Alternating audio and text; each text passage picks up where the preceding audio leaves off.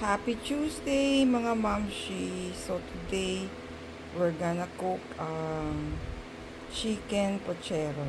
Yan, favorite natin yung lutuin. Siguro baka if you have suggestions, mga mamshi, medyo limited na yung ano natin eh. Chicken, fish, we don't go pork right now or beef eh. So ayan, kaya paulit-ulit ang ating mga meals, baka you have suggestion. So, we have sitaw, repolyo. Dinadagdagan na natin yung gulay also. So, we'll try to use garbanzos also sa ating pochero today. Saba, sibuyas, bawang, at syete. Yung tira natin last week yan. Tapos gamitin natin ulit ang ating Hanabishi multi-cooker for our pochero rather than a kawali. Yan, let's start preparing for lunch.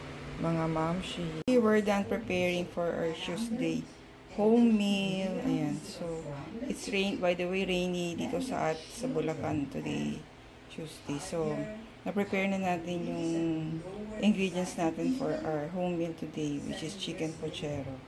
So, yan. We have the chicken, sibuyas, bawang, at syete, saging.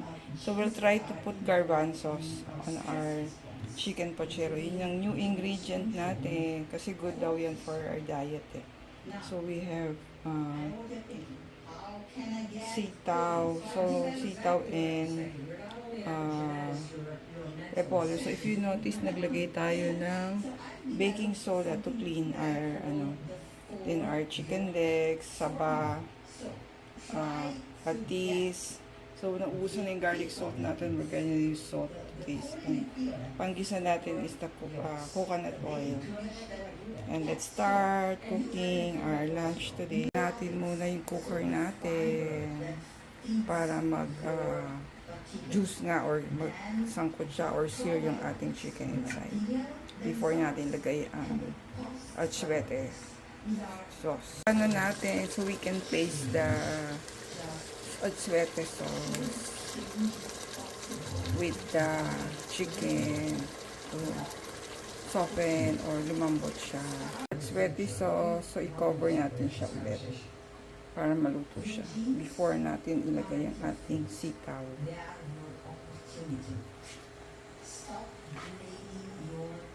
Here's our sitaw. Nilagyan din natin siya ng baking soda to clean it.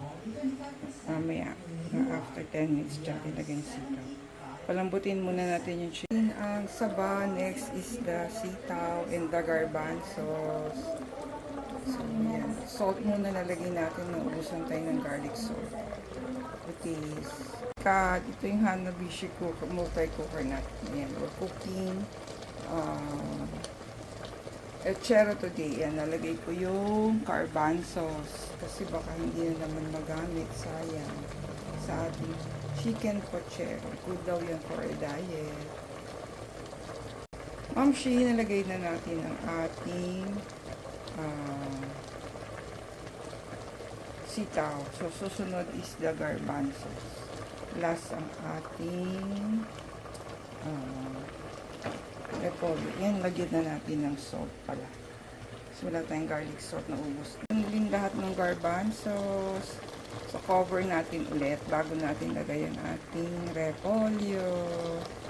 And, lagyan na natin ng salt pala. At ang ating chicken pochero, siguro we can taste the repolyo already kasi luto na yung ating sitaw and banana. Kami ang ating repolyo for good health sa ating chicken pochero. Let's mix. Na ang chicken sa madaming repolyo.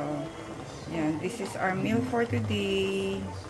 Lunch and dinner. Sana magustuhan ni Popsi ang ating pochero, chicken pochero.